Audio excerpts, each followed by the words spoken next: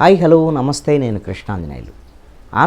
ఆంధ్రప్రదేశ్ ముఖ్యమంత్రి చంద్రబాబు నాయుడు ఢిల్లీకి వెళ్ళటం, ఢిల్లీలో ప్రధానమంత్రి నరేంద్ర మోడీ కేంద్ర మంత్రులందరినీ కలవటం, ఆంధ్రప్రదేశ్కి ప్రధానంగా పోలవరం, అమరావతితో పాటుగా కీలకమైనటువంటి ప్రాజెక్టులు, నిధులు రాబట్టడంలో ఆయన చేస్తున్నటువంటి ప్రయత్నం ఖచ్చితంగా ఆంధ్రప్రదేశ్ ప్రజలు సంతోషించేటువంటి విషయమే. 10 ఏళ్ల నుంచి ఆంధ్రప్రదేశ్కి విభజన హామీలు, రాష్ట్రానికి హక్కుగా రావాల్సినటువంటి వాటిని సాధించడంలో రెండు ప్రభుత్వాలు 2014 నుంచి 19 వరకు తెలుగుదేశము, జనసేన, బీజేపీ కూటమి, ఆ రోజున జనసేన మద్దతు ఉంది, వాళ్ళు ఫెయిల్ అయ్యారు.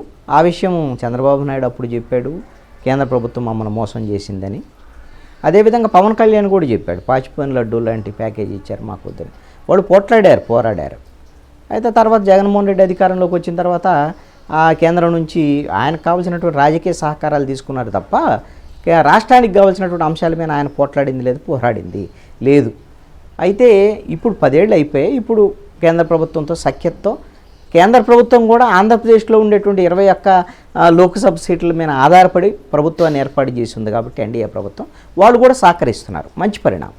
అయితే ఇప్పుడు అంశాల అది ఒక ఎత్తు అయితే, కీలకమైనటువంటి ఒక రాజకీయపరమైనటువంటి చర్చ ఇప్పుడు జరుగుతుంది. అది ఏంటి? ప్రతిసారి ప్రభుత్వం తరపున కేంద్ర ప్రభుత్వంతో, ప్రధానమంత్రి నరేంద్ర మోడీతో, కేంద్ర హోంమంత్రి అమిత్ షాతో, మంత్రులతో సంప్రదింపులు జరిపేటువంటి విషయము ఇది అధికారికమైనటువంటి కార్యక్రమం. ఈ అధికారికమైనటువంటి కార్యక్రమంలో ముఖ్యమంత్రి మాత్రమే ఎందుకు వెళ్తున్నాడు? డిప్యూటీ సీఎంని ఎందుకు తీసుకెళ్ళటం లేదు? డిప్యూటీ సీఎం పవన్ కళ్యాణ్ కూడా ఆంధ్రప్రదేశ్ ప్రభుత్వంలో తెలుగుదేశం, జనసేన, బీజేపీ కూటమి వాళ్ళు ఉన్నారు. ముగ్గురు కలిపితేనే ప్రభుత్వం, ముగ్గురు కలిపితేనే 164 సీట్లు వచ్చాయి.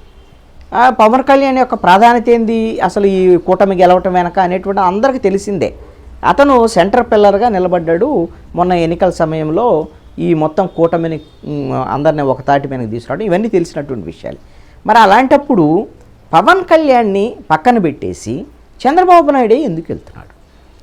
కూటమిలో ఉన్నటువంటి డిప్యూటీ సీఎంగా ఆయన ఒక హోదా ఇచ్చారు కదా, డిప్యూటీ సీఎం అని. హోదా ఇచ్చిన తర్వాత ఆ డిప్యూటీ సీఎం అనేటువంటి హోదా కేవలం అలంకారప్రాయమేనా? దానికి అధికారం ఉండదా? ఆ విధమైనటువంటి ఆ హోదాని గౌరవించాల్సినటువంటి బాధ్యత ముఖ్యమంత్రికి ఉంటుందా లేదా? ఈ చర్చ జరుగుతోంది. ఇదేదో చంద్రబాబు నాయుడికి, పవన్ కళ్యాణ్కి గొడవ పెట్టడానికి ఎవరో చేస్తున్నారు ఏంటి అని అనుకోవాల్సినటువంటి అవసరం లేదు. ఎందుకు అని అంటే, మన పక్కనే ఉండేటువంటి తెలంగాణ రాష్ట్రంలో రేవంత్ రెడ్డి ముఖ్యమంత్రిగా ఉన్నాడు. అక్కడ డిప్యూటీ సీఎంగా ఉన్నటువంటి మల్లు బట్టి విక్రమార్క, ఆయన వీళ్ళిద్దరూ కలిసి కేంద్ర ప్రభుత్వంతో ఎప్పుడు సంప్రదింపులు జరిపినా సరే, అక్కడ కాంగ్రెస్ అధికారంలో ఉంది తెలంగాణలో, కేంద్ర ప్రభుత్వాల మధ్య చర్చలు జరిగేటప్పుడు ఖచ్చితంగా ఇప్పుడు కాంగ్రెస్ పార్టీ హైకమాండ్ దగ్గరికి వెళ్ళారనుకోండి, ఎవరు నాయకులైనా వెళ్ళొచ్చు, డిప్యూటీ సీఎంతో పాటు ఇంకా కొంతమంది నాయకులు కూడా తీసుకెళ్తారు. కానీ ప్రధానమంత్రితోనూ అదేవిధంగా మంత్రులతోనూ ప్రభుత్వం అధికారికంగా తెలంగాణ ప్రభుత్వం చర్చలు జరిగేటువంటి సందర్భంలో ప్రతిసారి చూడండి, రేవంత్ రెడ్డితో పాటు డిప్యూటీ సీఎంగా ఉన్న మల్లు బట్టి విక్రమార్క ఉంటున్నారు. మరి ఆంధ్రప్రదేశ్లో ఉండేటువంటి డిప్యూటీ సీఎం పవన్ కళ్యాణ్కి మరి ఎందుకు ఆ ప్రాధాన్యత ఇవ్వటం లేదు? ఒకవేళ పవన్ కళ్యాణ్ వస్తే మొత్తం ఆ క్రెడిట్ ఏమన్నా పవన్ కళ్యాణ్కి పొద్దని ఏమన్నా అనుకుంటున్నారా? ఒకవేళ పవన్ కళ్యాణ్ వచ్చాడు అనుకోండి, ఢిల్లీకి వెళ్ళాడు అనుకోండి చంద్రబాబు నాయుడుతో పాటు, ఇంకా అదనంగా ఉపయోగం అయ్యేదానికి అవకాశం ఉంటుంది కదా. ఎందుకు అని అంటే, జనసేన బీజేపీతో ఎప్పటి నుంచో కలిసి ఉంది, 2019 ఎన్నికలు అయిపోయిన దగ్గర నుంచి. అదేవిధంగా పవన్ కళ్యాణ్కి నరేంద్ర మోడీ, అమిత్ షాతో మంచి సంబంధాలు ఉన్నాయని పవన్ కళ్యాణ్ చెప్పుకున్నాడు, నరేంద్ర మోడీ కూడా చెప్పాడు ఈ విషయం. కాబట్టి ఆ సత్సంబంధాలు ఉన్నటువంటి పవన్ కళ్యాణ్ అధికారికంగా డిప్యూటీ సీఎంగా వస్తే కేంద్ర ప్రభుత్వం ఇంకా సానుకూలంగా స్పందించేదానికి అవకాశాలు ఉండొచ్చు కదా. సరే, చంద్రబాబు నాయుడు ఏదో పవన్ కళ్యాణ్ని ఆయన క్రెడిట్ రాకూడదు, ఆయన పక్కన పెట్టేసేయాలి అని దురుద్దేశపూర్వకంగా చేస్తున్నారని ఎవరు అనడం లేదు, అనుకోవాల్సినటువంటి అవసరం కూడా లేదు. కానీ ఈ ప్రశ్న మిగతా వాళ్ళతో పాటుగా బయటికి అనకపోయినా సరే జన సైనికుల్లో ఈ ఆవేదన ఉంది. అలాగని వాళ్ళు ఏదో టీడీపీ మీద వ్యతిరేకత ఉంటారు, వాళ్ళు టీడీపీ మీద పోట్లాడతారు, టీడీపీ నుంచి విడిపోతారు, ఎట్లా అనుకోవాల్సిన అవసరంలా. ఇలాంటి కొంచెం బాధ లోపల ఇవన్నీ ఉంటాయి. ఎందుకు అనంటే, ఈ అధికారంలోకి వచ్చినటువంటి కూటమి ప్రభుత్వము చంద్రబాబు నాయుడు ఒక ఆదేశాలు జారీ చేశాడని ఒక పెద్ద వార్త వచ్చింది. అన్ని ప్రభుత్వ కార్యాలయాల్లో ముఖ్యమంత్రి చంద్రబాబు నాయుడు ఫోటోతో పాటు deputy CM Pawan Kalyan photo కూడా పెట్టండి అని ఆదేశాలు జారీ చేశారని పెద్ద సోషల్ మీడియాలో చర్చ జరిగింది. కానీ అధికారికంగా ఎక్కడా కూడా ఆదేశాలు ఏ ప్రభుత్వ శాఖలకి అందలేదు. ఎక్కడా కూడా ఏ ప్రభుత్వ కార్యాలయాల్లో కూడా ఈ విధంగా అధికారికంగా ముఖ్యమంత్రి చంద్రబాబు నాయుడు ఫోటోతో పాటు డిప్యూటీ సీఎంగా ఉన్నటువంటి పవన్ కళ్యాణ్ ఫోటో పెట్టలేదు. అది ఎవరన్నుంటే ఒకళ్ళ జనసేన ఎమ్మెల్యేలు ఉండేటువంటి నియోజకవర్గాల్లో కొంతమంది అధికారులు ఎవరైనా పెడితే పెట్టవచ్చు. అది ఎక్కడా కూడా అఫీషియల్ అడ్రస్లో లేవు. మరి అది ఒకవేళ ఇద్దరు ఫోటోలు పెడితే వచ్చే నష్టం ఏముంది? మరి వాళ్ళే ఆదేశాలు ఇచ్చారు, మేము అలా పెట్టమని చెప్పాడు చంద్రబాబు నాయుడు అని కూడా అన్నారు కదా. అసలు ఫస్ట్ అయితే ఈ కూటమికి సంబంధించినటువంటి వాళ్ళ మీటింగు ప్రభుత్వం ఏర్పడిన వెంటనే మీటింగు ఒకటి పెట్టారు. ఆ మీటింగులో డయాస్ మీద ముగ్గురు ఉన్నారు. చంద్రబాబు నాయుడుతో పాటు పురంధేశ్వరి బీజేపీ తరఫున, అదేవిధంగా జనసేన తరఫున పవన్ కళ్యాణ్ ముగ్గురు కూర్చున్నారు.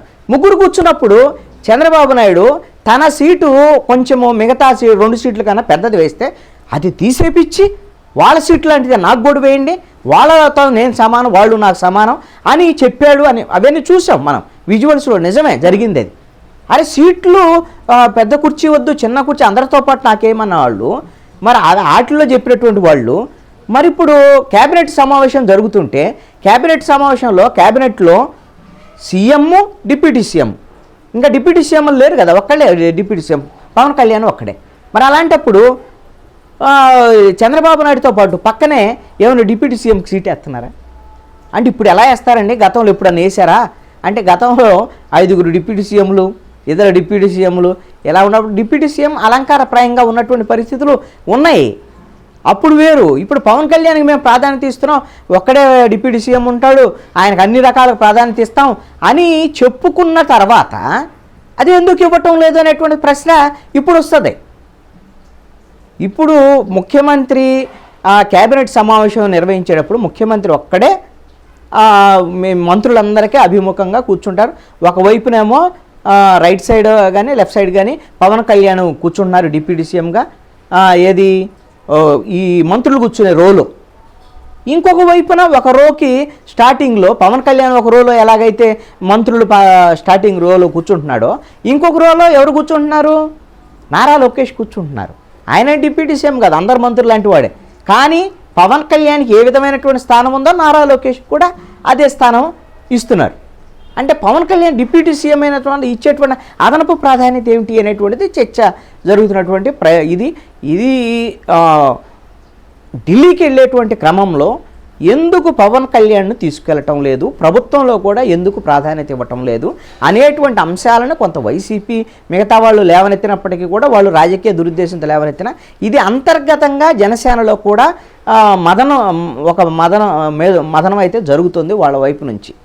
ఏం జరుగుతుందో చూడాలి. భవిష్యత్తులో ఏమన్నా చంద్రబాబు నాయుడు నిర్ణయాలు మార్చుకుంటారు.